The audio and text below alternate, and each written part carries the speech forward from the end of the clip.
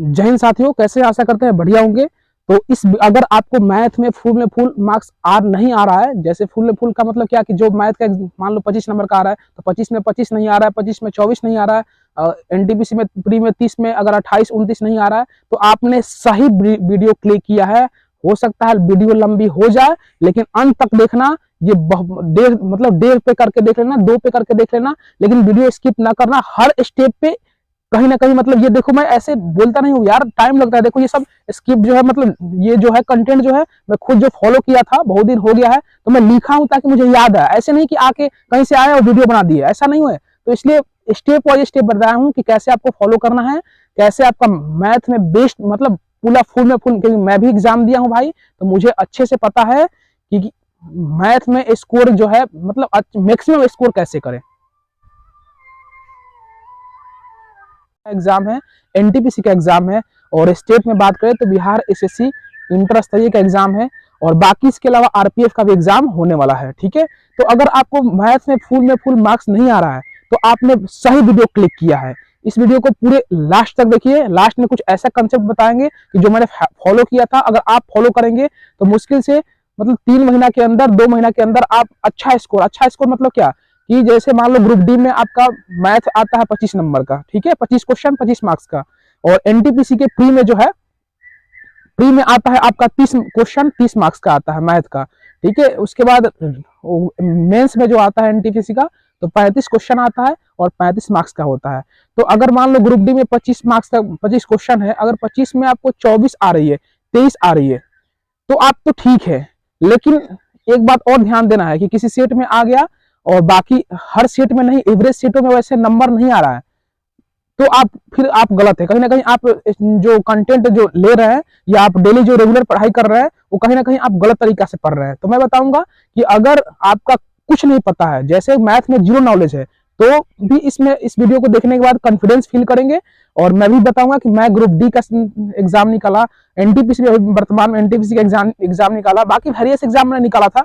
तो मैथ में मेरा अच्छा का मतलब क्या, मतलब कि फुल मार्क्स है। एक दो मिस्टेक सबसे होती है, वो हो गया है। मैं बताऊंगा कि कहां से मैं पढ़ा था और कौन से बुक से पढ़ा था। आपको भी अगर कोई जरूरी नहीं है कि एक ही बुक है मार्केट में, लेकिन जो मैंने पढ़ा था और कितना देर मैथ में टाइम दिया था, मैं आपको अच्छे से डिस्कस करने वाला हूं। तो देखिए, ये जो वीडियो है कोई जरूरी नहीं कि रेलवे के लिए स्पेशल है, ये बाकी जो जिसमें मैथ क्वेश्चन आता है, एसएससी में मैथ क्वेश्चन आता है, तो मैथ के लिए भी, या बीएससी जो इंटर स्तरीय होने वाला है बिहार में, तो उसके लिए भी, या आरपीएफ होने वाला है उसके लिए भी आप रिलेट कर सकते हैं इस वीडियो को। बाकी फंडा एक ही होगा। देखिए, पहला बात हम करेंगे कि अगर ग्रुप डी में आपका, ग्रुप डी में या एनटीपीसी के जो फॉर्म भरे हैं, तो अगर आपको क्या है कि मैथ में आप पढ़ लिए हैं, मान लीजिए कि सभी चैप्टर जो है सिलेबस आपने खत्म कर लिया है, तो देखिए एक सचिन का लाइन में बोलूंगा। सचिन बोला था कि टॉपर होना कोई बड़ी बात नहीं है, लेकिन टॉपर बने रहना ये सबसे मैटर करता है, ये सबसे नहीं हो पाता है। तो आप एक दो सेट में आप मान लीजिए मैथ पूरा खत्म किए और एक दो सेट में ये लगाया, कुछ दिन सेट लगाए और आपको क्या है मैथ में स्कोर अच्छा आने लगा, लेकिन कुछ दिन बाद आप छोड़ दिए हैं, बीच में ब्रेक कर दिए हैं, तो फिर आप वहीं जहां से स्टार्ट किए थे वहां तो नहीं, लेकिन फिर भी आप छिटा जाओगे। और एक बात और कहूंगा कि भाई रेलवे में ग्रुप डी और एसएससी में एमटीएस को हल्के में मत लो भाई, नहीं तो छिटा जाओगे। ये इस बात की गारंटी एसएससी वालों से मैं कहना चाहूंगा कि अगर आपको लग रहा है कि ग्रुप डी इजी है तो भाई प्रीवियस सेट लगा लो, आपकी औकात पता चल जाएगी। एमटीएस का प्रीवियस सेट लगाने के लिए मैं नहीं बोलूंगा, क्योंकि अगर एसएससी का तैयारी करते हैं तो एमटीएस से आप भली भांति जानते होंगे कि एमटीएस के क्वेश्चन कैसे आता है और कट ऑफ कितना जाता है। वैसे ही ग्रुप डी को इजी में ना लो भाई, नहीं तो मतलब पछताओगे बाद में, ये बात ध्यान रखना। अब देखो, मैं बात करूंगा कि अगर मान लो सभी चैप्टर सभी सिलेबस मैथ में आप पढ़ लिए किसी टीचर से या किसी बुक से पढ़ लिए हैं, तो आपको प्रॉपर मतलब कि हर सेट में उतना ही नंबर लाना है। उतना ही नंबर का मतलब क्या, ग्रुप डी में 25 मार्क्स क्वेश्चन आता है, 25 क्वेश्चन आता है, तो 25 में ये एक दो क्वेश्चन हमसे भी मिस्टेक हुआ था और सबसे होता है। ठीक है, मिस्टेक सबसे होता है, ऐसा नहीं कि हमसे ही होता है या किसी से नहीं होता है, ऐसा कुछ नहीं है, मिस्टेक सबसे होता है। तो आपको इससे घबराना नहीं है कि हमारा मिस्टेक हो रहा है। एनटीपीसी के प्री में बता दूं तो प्री में क्या है कि 30 मार्क्स में अगर आपको 28 आ रहा है, 29 आ रहा है, इससे अगर कम आ रहा है तो फिर आप कहीं ना कहीं दिक्कत हो, आप फंस सकते हो। तो 28 29 या 27 आ रहा है तो ठीक है, आप एक दो क्वेश्चन मिस्टेक हो सकता है। लेकिन मेंस में भी सेम वैसे ही 35 क्वेश्चन मैथ में पूछा जाता है मेंस एनटीपीसी मेंस में, तो आपको 32 प्लस जाना ही है। इससे कम भाई संभावना नहीं है कि अगर जाते हो तो सिलेक्शन हो ही जाएगा।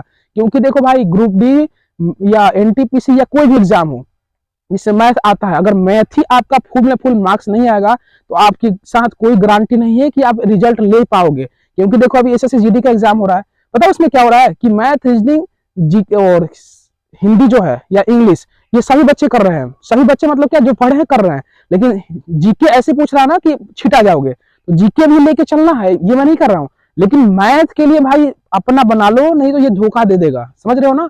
तो अब देखो, अगर आप पढ़ लिए हैं मैथ, तो उसके लिए क्या करना है कि आपको डेली 30 से 40 क्वेश्चन लगाना है। पूरा सिलेबस खत्म कर लिए हैं तो आपको डेली 30 से 40 क्वेश्चन लगाएंगे, इनफ है।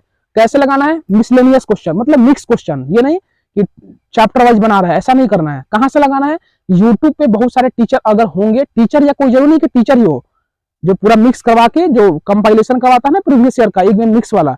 तो अगर जैसे जो भी जॉब में है, जैसे मैं भी जॉब में हूँ, तो हम अगर चाहेंगे किसी बुक को प्रॉपर चैप्टर वाइज बनाए तो हम नहीं हो पाएगा। कोई भी अगर जॉब में बंदा है तो पूरा बुक बनाना चाहे तो नहीं हो पाता है यार। यूट्यूब से बनाओ या प्रैक्टिस सेट लगाओ, ठीक है। प्रैक्टिस सेट में कैसे, जिसमें कंपाइलेशन हो 30-40 क्वेश्चन का, या जो एग्जाम में शिफ्ट वाइज आता है वो भी वैसे। हमारे जैसे मान लो कोई बंदा यूट्यूब पे कर रहा है प्रीवियस क्वेश्चन या मिक्स क्वेश्चन करवा रहा है, उसका देखो। देखना का मतलब ये नहीं कि भाई देखते रहो, भाई मैथ आपको पॉज करके बनाना है। नहीं बन रहा है देख लो, बाकी बन गया तो स्किप कर दो, बस यही फंडा अपनाना है। अगर मैथ आप पढ़ लिए हैं तो। अगर आप नहीं पढ़े हैं, जैसे मान लो कि मैथ में सिलेबस क्या है कि सिंप्लीफिकेशन है, नंबर सिस्टम है, प्रॉफिट लॉस है, ये डिस्काउंट है, आपका क्या कहते हैं सीआई है, एसआई है, बाकी पार्टनरशिप है, मतलब एडवांस में भी बहुत सारा है। तो अगर आप नहीं पढ़े हैं, कोई ना कोई चैप्टर आपका छूट गया है, तो आपको सबसे पहला ये काम करना है कि मैं बताऊंगा कौन से टीचर से आप फॉलो करें या कौन से बुक से। तो अगर आप जो है नहीं पढ़े हैं तो सबसे पहले उसको क्या करें, किसी टीचर को फॉलो करिए। किस टीचर को? जैसे मैंने जो है किसी अभी तक पैड कोर्स नहीं लिया था। एक बात और बता दूं कि आप सोच रहे हैं कि पैड कोर्स लेना क्या कंपलसरी है? बिल्कुल भाई नहीं। मैं एक भी पैड कोर्स नहीं लिया था यार, मैथ्स के लिए एक भी नहीं, आपको बता दूं, कहीं से नहीं। और मैं एक टीचर से नहीं पढ़ा हूं। जैसे परसेंटेज का बता दूं तो परसेंटेज के लिए राकेश यादव सर जो है, उनका कंप्लीट वीडियो परसेंटेज का यूट्यूब पर अवेलेबल है। 6-7 साल पहले की वीडियो है और मैंने उससे पढ़ा था, एक दो बार उसको पढ़ा था। बाकी बुक से पढ़ना शुरू कर दिया, प्रैक्टिस से लगाना शुरू कर दिया, तो मेरा परसेंटेज ऐसे हो गया। बाकी ये परसेंटेज के लिए मैंने पढ़ा था राकेश यादव सर से।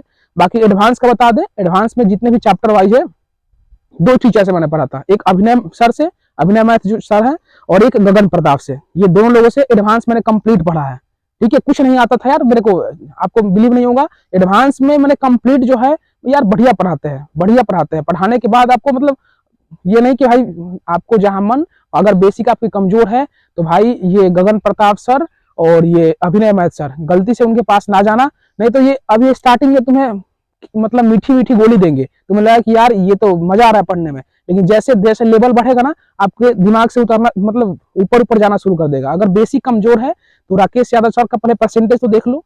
प्रॉफिट लॉस भी उनका वीडियो मिल जाएगा आपको, कहीं ना कहीं यूट्यूब पे मिल जाएगा। बाकी आदित्य रंजन सर से मैंने कुछ नहीं पढ़ा है। अब जिस टीचर से मैं कुछ नहीं पढ़ा हूं उनके बारे में हम कुछ नहीं बता सकते हैं। हालांकि मार्केट में और बच्चों से मैं बात किया हूं तो अच्छे रिस्पॉन्स है। आदित्य रंजन सर भी नो डाउट अच्छे पढ़ाते हैं, लेकिन मैंने उनसे नहीं पढ़ाता था भाई, ठीक है। और ये अगर बेसिक आपको कमजोर है तो राकेश यादव सर को फॉलो करो, क्योंकि वो बेसिक से ले चलते हैं। और एक साहिल सर है जो रेलवे के लिए स्पेशल मतलब जाने जाते हैं, तो वो भी बेसिक से लेते हैं, मतलब जीरो से मतलब शुरू करेंगे और बेसिक जो है लेकर ही चलते हैं। ऐसा नहीं कि आपको ऊपर ऊपर जाएगा, उनका जो है ऊपर ऊपर नहीं जाएगा, तो उनको भी फॉलो कर सकते हो। बाकी मैंने बता ही दिया कि एडवांस के लिए कहाँ से मैंने तैयारी किया था। और उसके बाद राकेश सर का भी बहुत सारा योगदान है। और बाकी भी रेमो सर है, रेमो सर से भी कुछ मैंने टॉपिक पढ़ा था, उनसे भी पढ़ा था, ठीक है। और बाकी जो जिनका नाम मैं जानता नहीं, यूट्यूब पे सर्च किया, कोई टॉपिक में डाउट हो रहा है जो इन लोगों से भी समझ में नहीं आया हमको, तो सर्च किया, उन लोगों का हमको याद नहीं है भाई कि कौन सा सर है, क्योंकि वो फेमस सर नहीं है, ठीक है। तो ऐसे आप भी कर सकते हो, एक टीचर के पे डिपेंड ना रहो, क्योंकि यूट्यूब पे एक टीचर का कंप्लीट वीडियो आपको नहीं मिलेगा। घूम घूम के पढ़ लो यार, क्या दिक्कत है। मैंने भाई घूम घूम के पढ़ा है। बाकी आप पैड कोर्स लेना चाहे तो ले सकते हैं, नो डाउट, ठीक है। तो ये बता दिया कि अगर ये खत्म करने के बाद अगर सिलेबस में ये चैप्टर वाइज पढ़ लिए, उसके बाद आपको क्या करना है, उसके बाद आपको ये करना है कि प्लेटफॉर्म का एक आता है यार प्रैक्टिस सेट। प्रैक्टिस सेट मतलब जैसे शिफ्ट वाइज क्वेश्चन आता है, जैसे वर्तमान में आया भी है, हम लोग के समय भी आता था, अभी भी आ रहा है, वॉल्यूम 1 वॉल्यूम 2 करके। उसमें क्या है भाई, अच्छी बात यह है कि शिफ्ट वाइज क्वेश्चन प्रीवियस दिया है। मान लो 25 क्वेश्चन का, 30 क्वेश्चन का ग्रुप डी का लोगे प्रीवियस ईयर का, तो उसमें 25 मैथ का लोगे प्लेटफॉर्म का प्रीवियस ईयर का, तो उसमें 25 क्वेश्चन, किसी में 24 क्वेश्चन, किसी में 28 क्वेश्चन ऐसे रहता है, मिक्स क्वेश्चन आता है। जो शिफ्ट में पूछा है सेम वैसे ही रहता है, डेट वाइज रहता है। तो आपको ये पढ़ने, सिलेबस खत्म करने के बाद क्या करना है, किसी टीचर से या खत्म करने के बाद ये प्लेटफॉर्म का बुक ले लो, या इसके अलावा भी कोई बुक ले सकते हो। मैंने प्लेटफॉर्म का यूज किया था इसलिए आपको बता रहा हूँ। तो प्लेटफॉर्म में आपको क्या करना है कि 2 से 3 सेट लगाना है।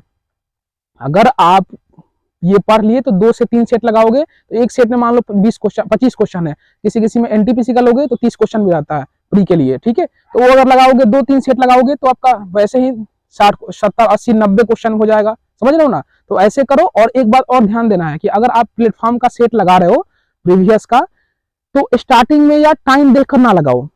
अगर आप पढ़ चुके हैं तो अच्छी बात है, टाइम लगाकर मार रहे हो। स्टार्टिंग में जब बनाओ ना तो टाइम देखकर, टाइम अलार्म लगाकर ना बनाओ कि हाँ भाई इतना। रीजनिंग के लिए करो, रीजनिंग के लिए मैं बताया हूँ पिछले वीडियो में, आप वीडियो जाकर देख सकते हैं। लेकिन मैथ के लिए आपको ऐसा नहीं करना है कि टाइम लगा रहे हैं, आपको बिना टाइम का ही ऐसे ही शिफ्ट वाइज का क्वेश्चन बना रहे हैं।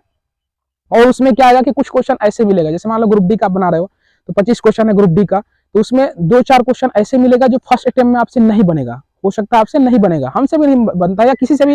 यार पहली बार बनाओगे, स्टार्ट करोगे ना प्रिपरेशन, तो पहली बार में थोड़ा दिक्कत आती है।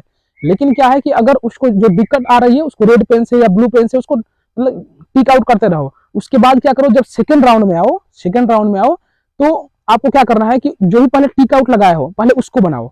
उसके बाद जो बन गया था आपसे, जो टिक आउट नहीं किए, मतलब कि आपसे बन गया था, उसके बाद उसको भी क्वेश्चन बनाना है।